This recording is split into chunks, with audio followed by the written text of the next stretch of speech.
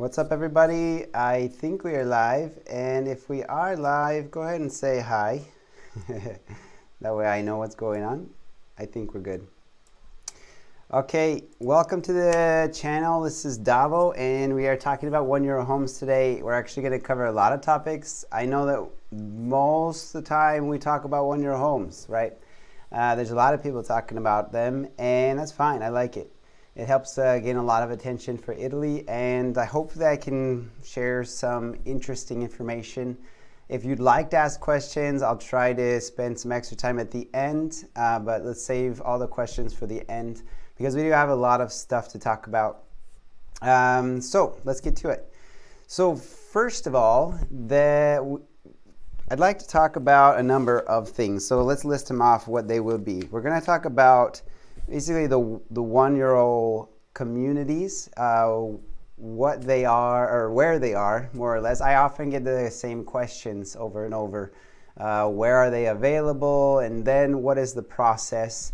And so I'm going to cover both of those, at least on a general, from a general perspective.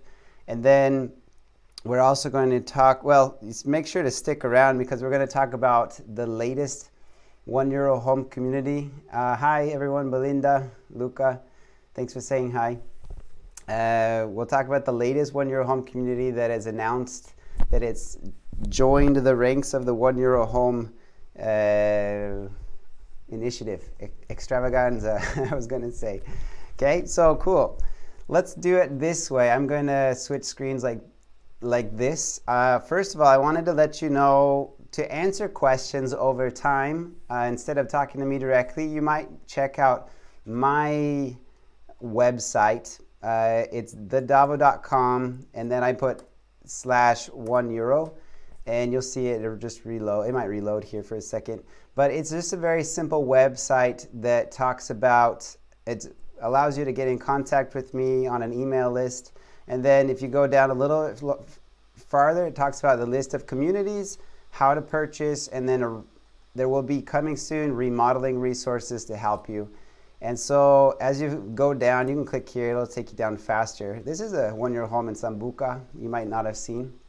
Hi Nick, how's it going? So down here, it's very basic right now, but I'm gonna be keeping track of my experience in each of these communities. And over time, this will build into more pages that cover these areas in detail. In the meantime, I have also linked this website, and I want to give credit where credit is due. This map here on the right behind my head is from this website, €1houses.com. If you go to this €1 link, and you can see it down here. I'm not sure who made it, but it's pretty handy to see. So I put it right here for everyone to see as well on my page.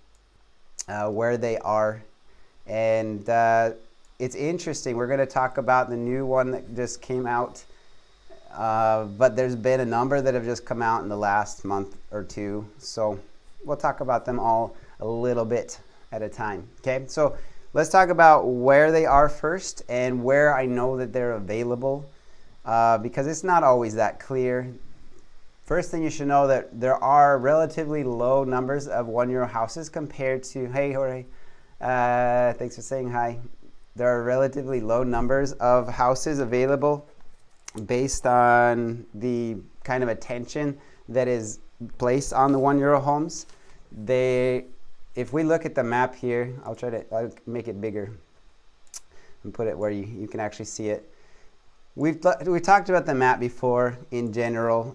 Most of the €1 houses are in Sicily. There's some in Sardinia, and then there's kind of a concentration right here as well in Campania area. Now, finally, Molise has joined the ranks.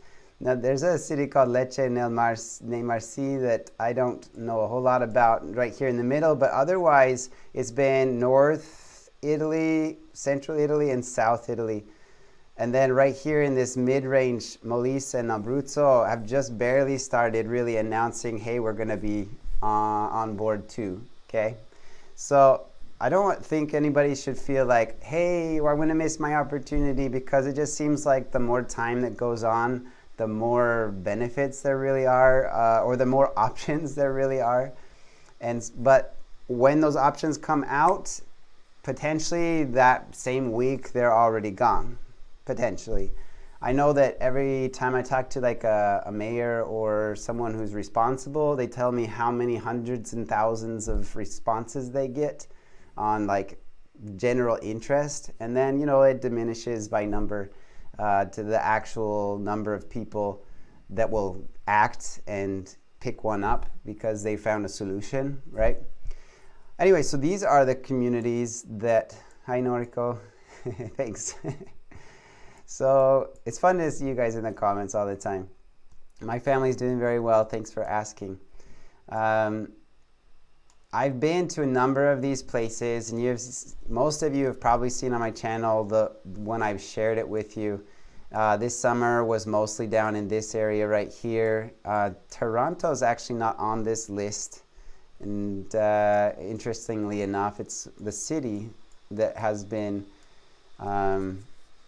that has joined the €1 initiative, and then Cinque Frondi is not here either. So this is not necessarily a fully comprehensive list, nor does it show where things are available. Okay. All right. So as far as availability goes, when I was here in Zungoli in August, there were 11 houses available, and I doubt if they're all available, but I would also doubt they were all gone. And based on the properties I saw, they were smaller, 50 square meter properties. Bisacha announced it last February or January or something, and they talked about having 90 houses, and I've not actually seen them officially do anything yet. They were waiting from what they told me is they were waiting till people could actually travel to actually sell them. So this is one of those places that you could, thanks for saying I'm awesome. I also believe I'm awesome. No, I'm kidding. But this is one of those places that you should keep on your list of potential opportunities, because there should be a large number of properties coming from the community level for €1 homes. Cinque Frondi had a list on their website, and part of what this will be is a list of links. You'll find a link here. Right now there are links to my videos, but over time there'll be links to actually go the actual location or the email or whatever it is that you need to use to contact it. And I'm just trying to build a resource to help people out, really, because I have no monetary gain or anything from this situation. I'm just building a resource for information that people always ask, kind of saving myself time in the end. So otherwise, cities that are also coming out that have announced but not yet come out with them are Sambuca's second round. For example, Zungoli was on the third round, and then Sambuca's second round, called the €2 houses. They were also waiting till it was a little bit more easy to travel. Yeah, this will be posted. This will be a video available to watch anytime. If you're talking about the video. So Salemi announced that they're joining the ranks again, and you can see that on CNN has an article on it. You can find some information out. So there should be some properties available there as well. And then Itala, I would assume they also have properties based on how recent it's been. Oh, there's Cinque Frondi. I was thinking it was up this way more. So Cinque Frondi is on this list, on the map. Okay, so that covers the majority of the areas. I know there are properties available. Toronto should as well, but that's an area that you have to decide for yourself. There were some health risks in the area, so if you're investing long term, it's a good location, but make sure you understand those risks first. And those are the locations. I've checked into Montieri, Borgo Mezzovalle, and some of these upper ones up here, and I have to say Borgo Mezzovalle does have availability, meaning they have a lot of abandoned houses, but I don't think they're technically calling them €1 houses anymore. It's more like, go walk down the street, choose one, and we'll let you know if we can get it for sale. So each community does work in a different way. I should mention Cantiano had one left as well, if you want to be up closer to San Marino area. All right, so the next thing I'd like to talk about is how to buy one. And I've actually got this easily here as well. Just a quick overview on buying a one-year home. I'm not the person to contact to buy one. You can contact someone like me to help you in between. You know, it's just like hiring a real estate agent or something to speak on your behalf or translate for you. Most likely you just need a translator in many instances, but first of all, you need to identify the area or the community which suits your lifestyle, because I think your lifestyle is very important to consider when choosing where in Italy you want to be, because not everywhere in Italy has the same services. If you need like a wheelchair ramps, or you want to be more where the business is, when your homes are already not really where you should be. The next step would be to contact the local community or basically their assigned agent, whoever they've chosen to make that connection.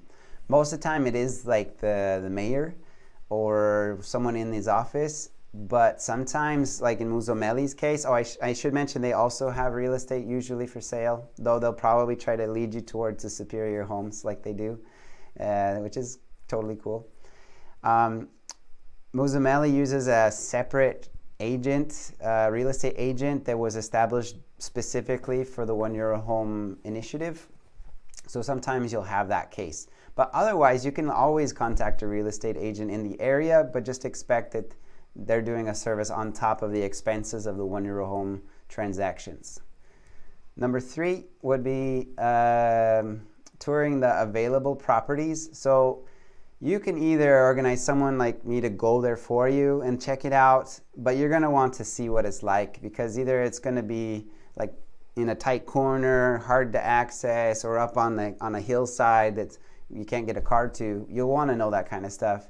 Now, you don't have to. You could literally buy one in most cities without actually coming and looking at it. I know I've done an interview of Meredith. You can check that out on my channel as well. About Sambuca, and she didn't look. She saw a list, saw the number 5, liked the number 5, and bid 5,555 euros to buy it. And it worked for her. She's happy, and she couldn't be happier. But touring it is very, very, very useful. I'm going to answer questions at the end, so Luca, I see your question, okay? I keep getting distracted, but I do that all the time. Get distracted. So filling out an interest form and sending it to the community representative. And sometimes the issue is that it's in Italian only, and then in that case you might reach out to someone who can speak Italian, and they can help you out in that way. But they always have some kind of like interest letter form, like you fill it out, your name, what your plan is, what your time frame is for completion. Sometimes they want you to project the whole renovation, how much it's going to cost you.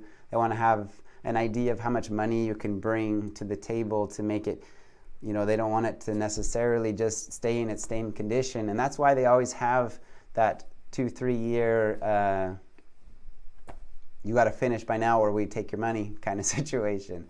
Because free real estate is free, but it's useless if it remains almost crumbled, right? Almost crumbling to the ground. So you fill out that interest form, and I should mention, right now I put into contact architects in the area and collect quotes. You can do that before or after showing your interest. Sometimes there's like an interest form before you even say, I want that one. Sometimes you just say, I want a house, and they say, okay, take this one.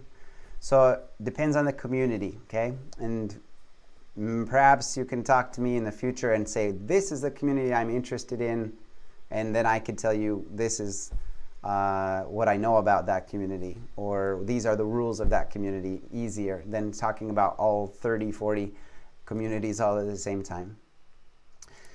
Otherwise is to wait for feedback. And this is the hardest part for anyone who's used to getting things done. Sometimes you reach out, but they have received hundreds, if not thousands, of requests, and instead of blanketing just like a thank you email, which none of us really appreciate anyway, sometimes they filter it out. Sometimes, especially if you just say, hey, how can I have one? They're going to ignore you against other people that have said, I'm willing to buy already, So it depends on how committed you are, will be how committed they are into sending back feedback. Sometimes the English-Italian language is also a little bit limiting. Following instructions and providing documentation. This means that when the community recontacts you, to actually follow their instructions, because you hopefully have already done your research to figure out what are the requirements for that community, and then the documentation, meaning here's my ID, here's my passport, or whatever they ask you for in order to accomplish the sale.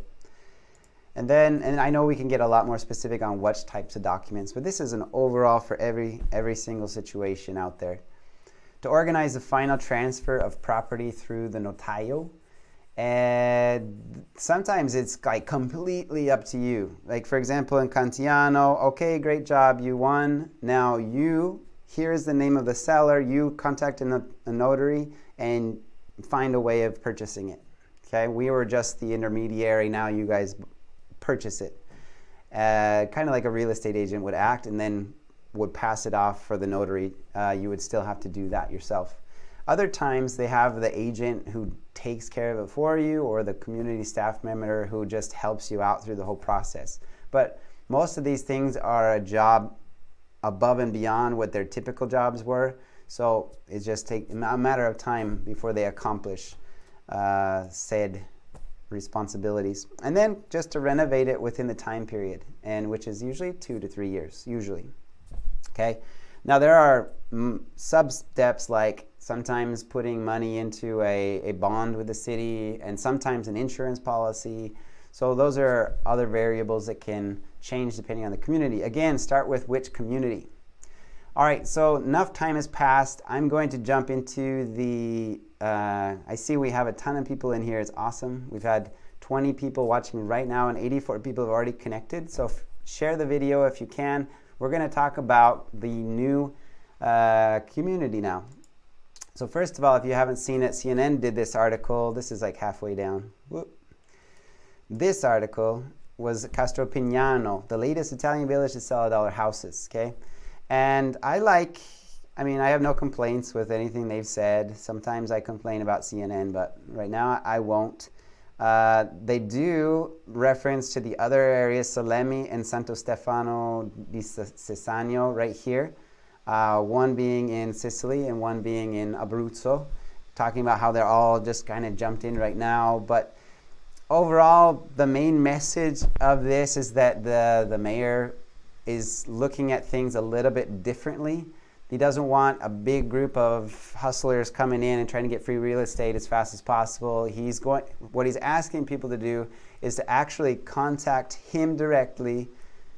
And he's got his email right here. They kind of got it hidden inside this so that the bots don't pick it up. But nicolas.scapellati@me.com.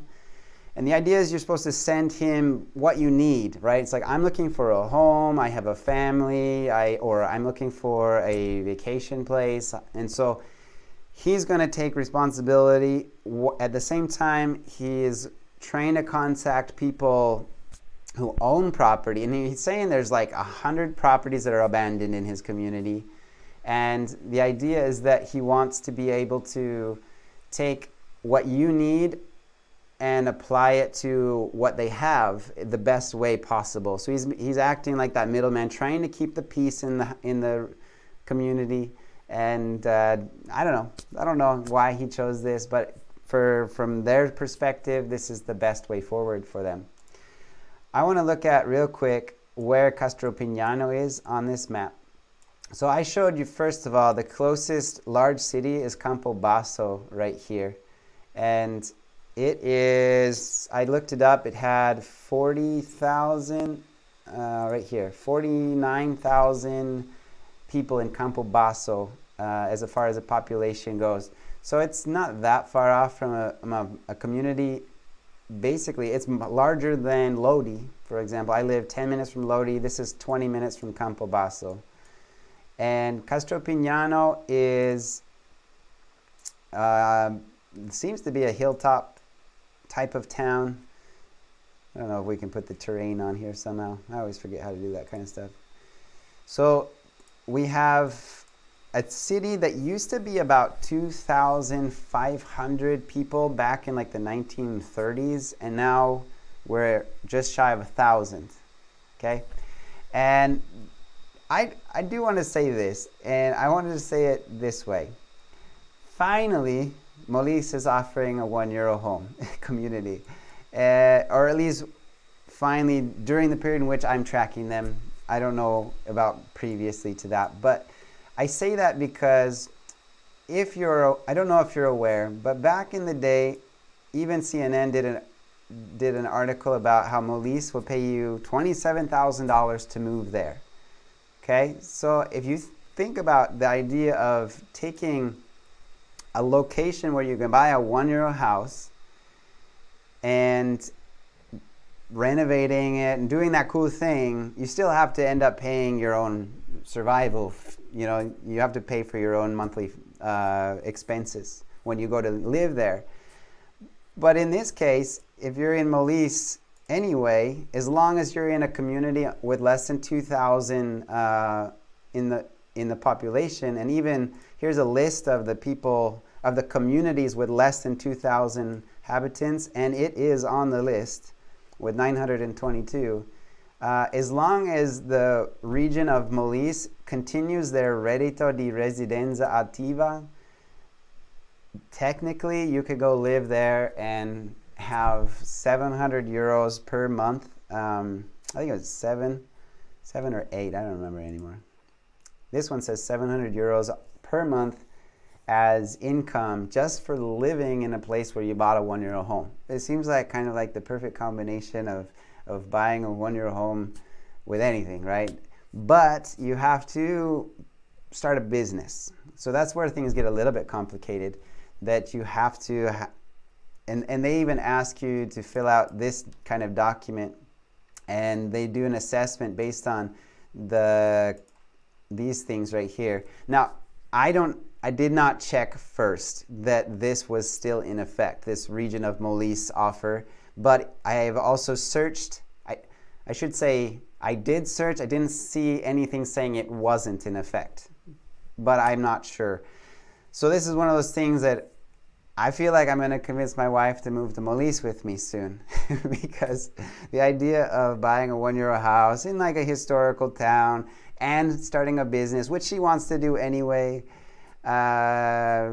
seems kind of like a fun little new chapter in life, especially since they prioritize people with extra kids, people at a lower age, because right now the age of Castropignano, if I remember right, I wrote it down right here. Oh yeah, so out of the 900 residents, like 60% are over 70 years old. And so the idea of bringing new blood, and now my family might have to sacrifice a little bit as far as being able to say, what am I trying to say?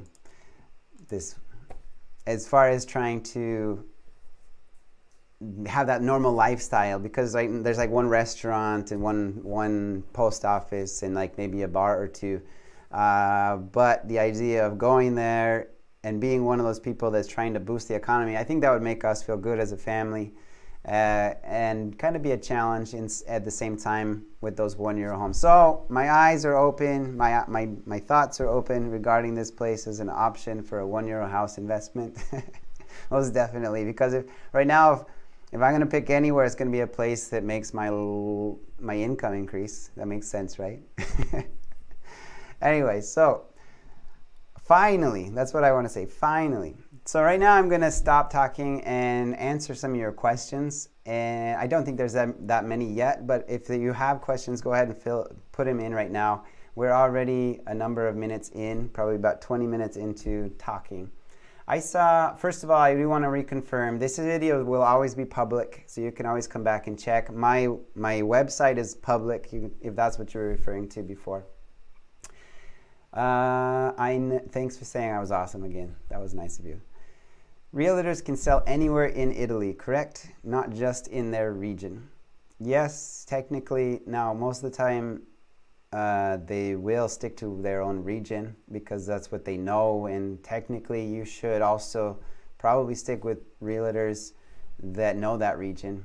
That way, you can feel like they know the process there. I mean, the process doesn't change all that much, but you want someone who knows real estate value, right, in certain areas. And so, yeah, they will try to encourage you to use real estate agents from that area.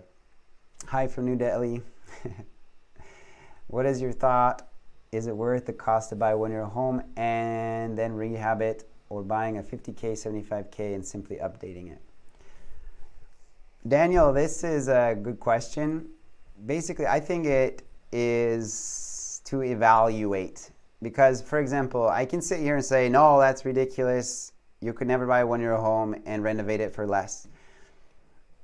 If I was comparing it to a 50 to 75,000 euro home, it really depends on what I'm getting. It's easy in Sicily to say, well, that one costs 5 and it's already habitable, at least mostly. It really needs a renovation too, but it's not going to fall on my head.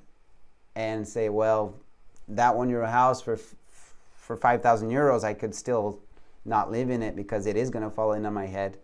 That's an easy, that one makes a lot more sense. But if you're looking in an area that doesn't have as many lower options, like less than 30,000 euros for something of that same sort, like off of Sicily inside another community, then I think that there is potential on having something small for 50 or less, but it depends on the size of a property too. I think I can't really answer that and just say, yes, I know it's this way, because there's so many variables.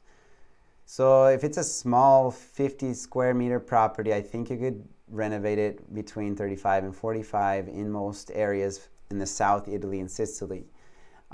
If you prefer an area that is more accessible, for example, I spent 50 basically total with a rehab, and my house is a 2-bedroom, technically 2-bathroom with a little bit of a garden space and this extra bonus room and garage, right? So, and I'm next to Milan. We can have normal jobs and normal life easily. My car I park in front of my house, and so there's so many different variables to look into. I think it was still worth looking into. I know that recently My Big Italian Adventure, she spent like 300,000 or more. I didn't get to watch all of it because they don't have it here, but I think she exaggerated on a lot of things, and so she didn't need to throw all those expenses in. There are potentially ways of spending less and survive. Okay, so I hope that answers. I know it was a little bit vague. So how can I purchase if I've yet to obtain my codice fiscale? First of all, you can't purchase without it. So you need to get a codice fiscale. You just can't purchase without it. But you can schedule it with the embassy to get it, or when you come here, go to there's a number of types of businesses to get it. But you need that. Even a business, for example, outside of Italy would have to register with a codice fiscale to purchase it. If you know someone here that will purchase it on your behalf and keep it in their name for you, that's a different story. But will you be taking on private U.S. investors to help you fund future properties? I am considering it right now. I've kind of extended the idea, and if enough people are interested and we find the right property to do it in, then yes. And have you had any experience or know some information if you want to partly use it or partly offer it on Airbnb remotely? Any managers who can do it? Have you heard any other people doing it like this? I know that in, I don't know how to say your name, Vicentij Vicenti. Sorry. I know that in Puglia, I've made contact with someone that is helping people do this, is managing it all, and they're extending it as much as possible. I have not made direct contact with other people that are doing the same service yet, but I know there are other areas. As long as there's like a decent amount of interest by foreign investors, like in the Amalfi Coast or in Pisa area, there will be property managers that take care of that. Otherwise, you just need to get boots on the ground and kind of build the little network on your own. Like find someone to clean it, find someone to take the keys, someone reliable. So there are those businesses though. But Puglia, if you want to talk to Salento with Love, he's got a channel. You can go to info+davo@salentowithlove.com and he can tell you about his offers. All the units seem very expensive compared to what we have in the States. Is that because of taxes, lack of competition? It's probably, I don't know which areas you're looking into, first of all. And I don't think you should compare the prices from the US to Italy, because Italy is just a major vacation spot. So if you're looking like next to the beach in August, you're going to have really high prices. If you're looking in December in the beaches, you'll see even less. So yeah, can you help me get a €1 house? I can do my best. The idea is that right now, if you're not aware, I can't travel easily. I have to have a major work justification, and so we've been home, working from home, consulting from home. But as soon as things open up a bit better, it'd be a lot easier to go about and do that. I can contact people through email right now and kind of prep the way, but a lot of the communities aren't actually gunning up to sell until the travel opens anyway. So we can try though. Is looking at a place in Pisa for 140,000 euros. It is already remodeled. If we remodel more, is it possible to get any of those tax credits for improvements? Before 2020, there were always tax credits as far as detractions. Basically, if you did solar panels or seismic, something for earthquake protection, there were always bonuses. Now the bonus is like 100, 110% depending on which choice you go with. Now the risk is, and I'm going to say this publicly right now, the risk is that there is this clause that says if someone messes up on the paperwork, the person who is purchasing or remodeling, the owner of the property, retains the issue, right? Or basically, let's do this one example. If I have a 100,000 remodel project and I convinced a bank to pay for it all, 100%, I'd pay nothing. When it comes down to it, if the contractors, banks, or someone down the line messes up on the documentation and the tax agency picks up on it, then you will have to pay 100,000 plus a penalty. So this might to you seem like the trickery or the bureaucracy. In the end, this is their way of saying we have to make sure we're not we're not being taken advantage of through tax evasion or increased prices, right? So there is that danger. Otherwise, I would say for sure. So you have to make sure you have reputable contractors who aren't going to screw up, banks that really do care that you're going to invest in your own property, because there are some tricky businesses here, and if they decide to report that it costs this much as opposed to this much, then you'll be the responsible party. So you have to track everything and make sure everything is done right. Would you ever consider publishing a handbook for sale to your viewers? Okay. I guess, Belinda, perhaps we can talk about what you're looking for in a handbook. And I have a good idea of what everybody's looking for. I think seeing is better than reading most of the time. But yeah, I think reading could be beneficial. A handbook like that could be very beneficial to many people. So thanks for bringing it up. And hi, hey, what's up? It's in Taxes here. Andrea, what's up? Have you used the 110% eco bonus? Luca, no, I haven't, and it was mostly because of what I just explained. SN Tax, actually, he can write in the comments about this. We've been talking a lot about this subject, And during this month, from what I understand, talking to him, Andreas says that there will be an update about this subject here this month, because it's just typical for the government to do December updates, I guess. I don't know. But that we hope to have a better idea of the best plan moving forward, or the best way to take advantage of it. There are probably people taking advantage of it.